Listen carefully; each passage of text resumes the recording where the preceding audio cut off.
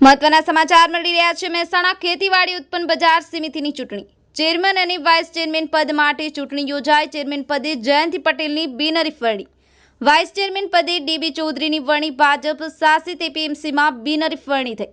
Bureau report, my news channel, Mehsana.